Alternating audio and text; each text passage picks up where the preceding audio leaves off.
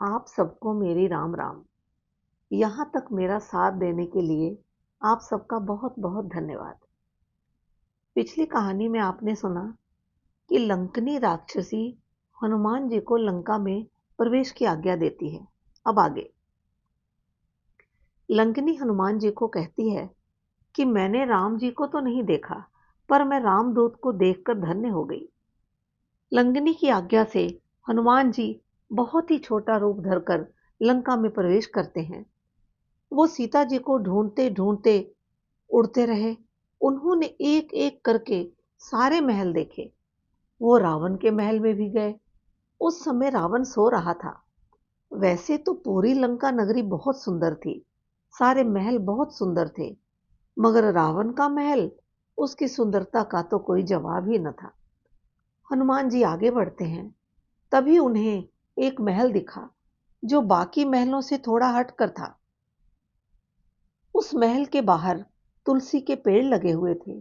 राम नाम खुदा हुआ था। राम जी के चिन्ह जैसे धनुष बाण छपे हुए थे। हनुमान जी ने अपनी बुद्धि लगाई और सोचते हैं कि किसी के घर को देखकर अंदाजा लगा सकते हैं कि इसमें कैसे लोग रहते हैं। सोचते हैं इस महल को देखकर तो लगता है कि यहाँ कोई भले सज्जन लोग ही रहते हैं। सोचने लगते हैं इतने भयानक मदिरा पीने वाले, जीवों को मार मार कर खाने वाले, जो सपने में भी धर्म नहीं जानते, ऐसे राक्षसों के बीच ये कौन धर्मात्मा है। रात बीत गई थी, सुबह होने वाली थी।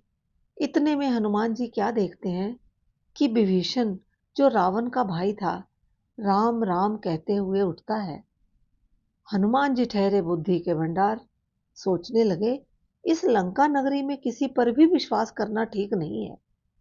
क्या पता कोई राक्षसी हो। सोचते हैं अभी पता लगाता हूं कि क्या ये सच में धर्मात्मा है। हनुमान जी ने ब्राह्मण का वेश बनाया और उनके पास गए। विभीषण ने ब्राह्मण जानकर उन्हें प्रणाम किया और पूछा कि आप कौन हैं। आपको देखकर मुझे आप पर बहुत प्रेम आ रहा है।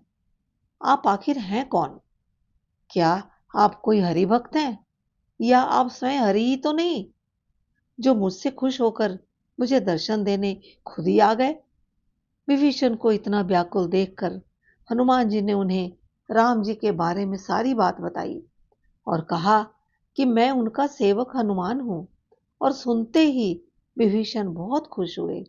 विभीषण कहते हैं कि हे पवन पुत्र, मैं यहाँ राक्षसों के बीच बहुत ही मुश्किल से रहता हूं।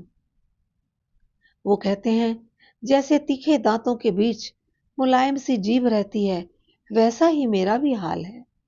कहते हैं मैं राक्षस हूं, पर मेरा राम जी से बहुत प्रेम है। क्या प्रभु मेरे राक्षस होने पर भी मुझे दर्शन देंगे? विभीषण खुद ही सब कुछ बोलते चले जाते हैं। आगे की कहानी अगली बार। तब तक राम राम।